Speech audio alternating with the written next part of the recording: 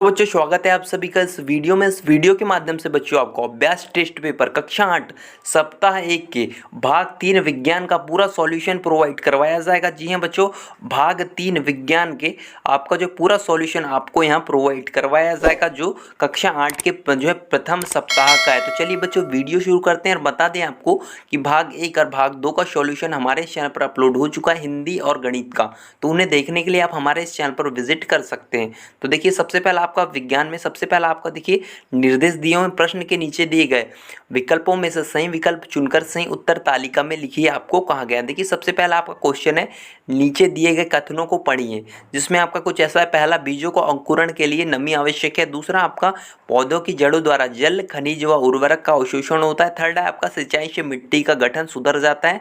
चौथा है सिंचाई से मिट्टी को ह्यूमस प्रचुर मात्रा में मिलता है। तो देखिए किन कथनों से स्पष्ट होता है कि फसल के लिए सिंचाई आवश्यक है, ये आपसे पूछा गया था। तो देखिए इसका राइट आंसर आपको जो लिखना है, देखिए ये आपका ये फर्स्ट और सेकंड जो इसका राइट हो जाएगा। जी हाँ, फर्स्ट और सेकंड जो सही कथन है तो उसको आपको बी वाला लिख लेना है, पहला और दूसरा। इसके बाद आपका अगला है, तो देखिए सेकंड है आपका, निम्नलिखित में से किस कार्य से मिट्टी को पोषक तत्व प्राप्त नहीं होता? तो इसका होगा कटाई करना। जी हाँ, कटाई करना इसका राइट आंसर आपका हो जाएगा। इसके बाद चलते हैं अपने अगले क्वेश्चन की तरफ। अगला है आपका देखिए प्रश्न क्रमांक 3, जिसमें आपको कुछ इस तरीके से पूछा गया था, चित्र में दिया गया कृषि यंत्र किस जो है कार्य के लिए उपयोगी है? तो आप ये देख सकते हैं, ये जो अक्षर ये चीज़ें जो है जुताई के लिए प्रयोग की जाती है। तो बी वाला इसका राइट आंसर आपका जुताई हो जाएगा। इसके बाद आपका अगला है चौथा। तो चौथे में आप देख सकते हैं, बूझों ने पौधे लगाने के लिए 2 गमले तैयार किए। किस गमले में पौधे को हुमस प्रचुर मात्रा में मिलेगा? आपको कुछ इस तरीके से ड्रॉ दिए हुए हैं। तो देखिए इसका राइट आंसर आपका देखिए गमला ए हो जाएगा, जिसमें मिट्टी प्लस गोबर की खाद है, जो है पौधे में जो खाद के रूप में कार्य करता है। तो देखिए आपको ए वाला गमला अ लिख लेना है। इसके बाद बच्चों आपका अगला है, तो अगला आप यहाँ देख सकते हैं पाँचवा। तो देखिए पाँचवें में आपको कुछ इस तरीके से और जो है वह कुछ इस तरीके से चित्र दिए हुए हैं और आपको पूछा गया है इसमें कि देखिए उपरोक्त चित्र में 2 गमले और पर दिख रहे हैं। गमले के अंदर पड़े हुए पदार्थों का अवलोकन कर अनुमान लगाइए कि गमले की सामग्री 1 महीने पश्चात क्या अंतर दिखाई देगा। इसमें आपको मिट्टी प्लस पादप अपशिष्ट और बी में आपको मिट्टी प्लस पॉलीथीन प्लस कांच के टुकड़े प्लस जो प्लास्टिक के टुकड़े दिए हुए हैं। तो उसका राइट आंसर आपको जो लिखना है वो आपका ए वाला हो जाएगा। जी हाँ, गमले ए की सामग्री का अपघटन हो जाएगा, क्योंकि मिट्टी और पादप अपशिष्ट जो अपघटित हो जाते हैं, परंतु आपका ये मिट्टी पॉलीथीन कांच के टुकड़े और प्लास्टिक के टुकड़े अपघटित नहीं होते। तो आपको ए वाला इसका राइट आंसर लिखना है। इसके बाद आपका अगला है देखिए छठवां। तो छठवें को आप देख सकते हैं, एक नमी युक्त रोटी को किस डिब्बे में ढककर कुछ दिनों बाद रखने पर उसमें फफूंद आ जाती है?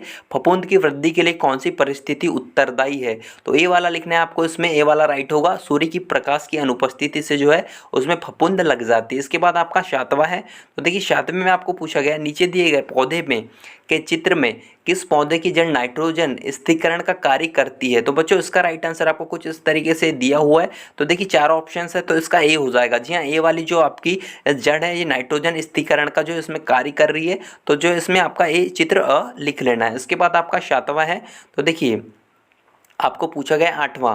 तो देखिए बूझो अपने घर जाना चाहता है, उसके सामने 4 रास्ते हैं। देखिए पहला चिकनी मिट्टी का, दूसरा है घिसे संगमरमर का, तीसरा रास्ता है गिट्टी का और चौथा है बर्फ का।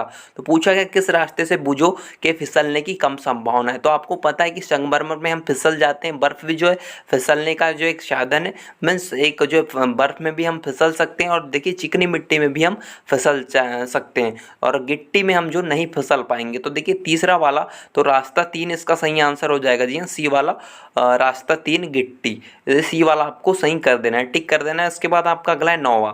नौवें में बच्चों आपको देखिए कॉलम ए के अंतर्गत दिए गए वैज्ञानिकों के नामों को कॉलम बी में दी गई जानकारी उनकी खोजों से मिलान आपको करने को कहा गया। इस तरफ कॉलम ए, इस तरफ कॉलम बी आपको दिए हो। तो देखिए नौवें का राइट आंसर बच्चों जो आपको लिखना है वो आपका सी वाला हो जाएगा। सी वाला आपका इसको राइट आंसर टिक लगा देना है। इसके बाद आपका अगला है 10वां। तो 10वें में आपको पूछा गया है बेल पद्धति, देखिए चाक्षु चाक्षुष विकृति युक्त व्यक्तियों के लिए सर्वाधिक लोकप्रिय साधन है। इस पद्धति के आविष्कारक है। तो बच्चों इसका राइट आंसर आपको जो लिखना है वो आपका डी वाला हो जाएगा, लुई ब्रेल। जी हाँ, लुई ब्रेल इसका सही आंसर हो जाएगा 10वें का। इस तरीके से बच्चों आज की इस वीडियो के माध्यम से आपको भाग 3 जो है आपका विज्ञान के पेपर का पूरा सॉल्यूशन हमें प्रोवाइड करवाया है। तो आई होप ये वीडियो आपको पसंद आया होगा। इस वीडियो को लाइक कीजिए, अपने दोस्तों के साथ शेयर जरूर कीजिए और साथ ही ऐसी डेली वीडियोस पाने के लिए हमारे चैनल को सब्सक्राइब कर लीजिए। आपके सभी पास हमारे चैनल पर अपलोड हो चुके हैं, तो उन्हें देखने के लिए आप हमारे चैनल पर विजिट कर सकते हैं।